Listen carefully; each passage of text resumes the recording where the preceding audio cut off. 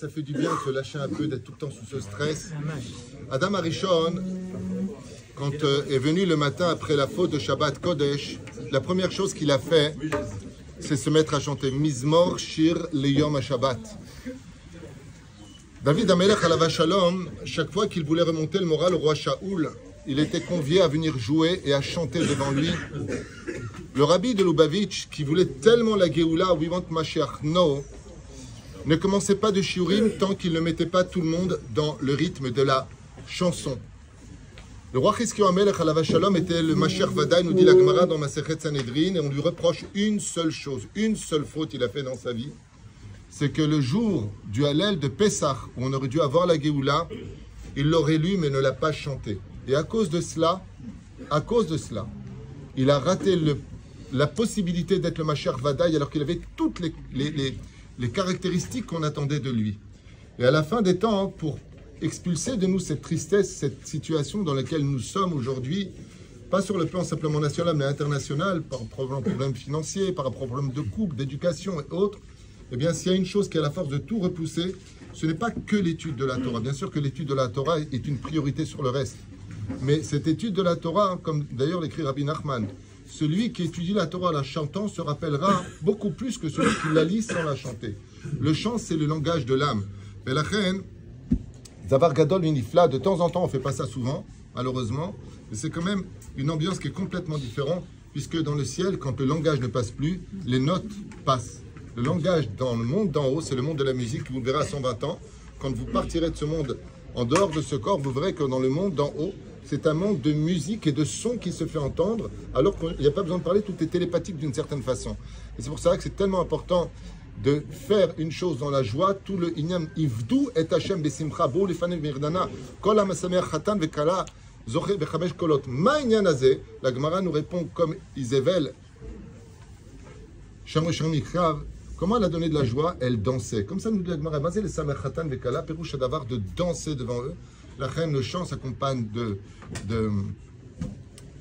danse. Et je me rappellerai juste une parenthèse que j'aimerais rapporter, Bezrat Hashem, pour la Refoua Shlema aussi de ma maman. Malgré toutes les personnes malades autour de nous, la liste est longue, donc on ne va pas la faire. C'est qu'une fois, il y a très longtemps de ça, j'étais enfant, j'avais peut-être 10, 11 ans, j'étais dans la voiture, et je me rappelle, c'était une polo bleue, comme ça à l'époque, sans faire de pub, et on avait reçu une mauvaise nouvelle. Et ma mère était un peu triste. On arrivait au feu rouge, au boulevard au marché, pour aller direction de Belleville. Et d'un coup, ma mère se met à taper des mains, elle se met à chanter. Elle tape des mains, elle me dit, tu verras, on va arriver à Belleville, tout va s'arranger. Et c'est exactement ce qui s'est passé. Alors, fruit du hasard ou pas, ce que je sais, c'est que j'ai vu cette scène se répéter à maintes et maintes reprises. C'est que justement, quand plus rien ne va, le passe-partout de la vie, c'est de se mettre à chanter, car le désespoir n'existe pas. Après, vous, les Breslev, ainsi que les Lubavitch, tous les Chassidim, vous avez ce don. Tout le monde là, les Tunisiens, les Marocains, les Algériens, tout le monde a, on va le dire quand même. Mais vous avez cette magnificence de le vivre comme une priorité.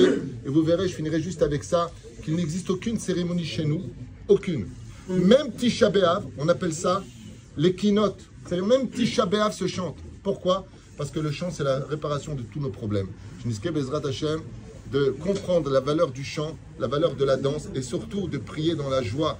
On vient malheureusement, on est là toute la journée, comme l'avait rappelé le Rav Mashiach, sur nos portables. On est en pleine prière. Au lieu de chanter pour Hachem, pour résoudre le problème, on est en train de répondre à des clients alors qu'on a des filines sur la tête. On n'a absolument rien compris. Au contraire, quand tu es avec Hachem, danse avec lui et tu verras que les problèmes extérieurs s'arrangeront de même. La preuve en est, t'arrêtes pas de courir après ton mazal alors que c'est lui qui te court derrière.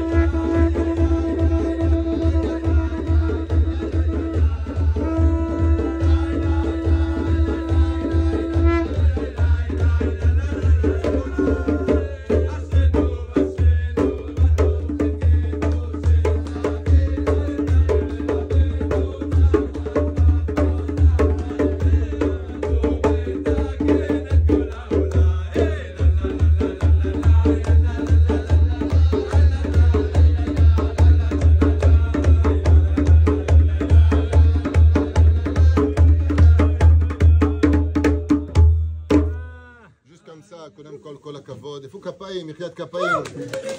לכבודו של הקדוש ברוך הוא.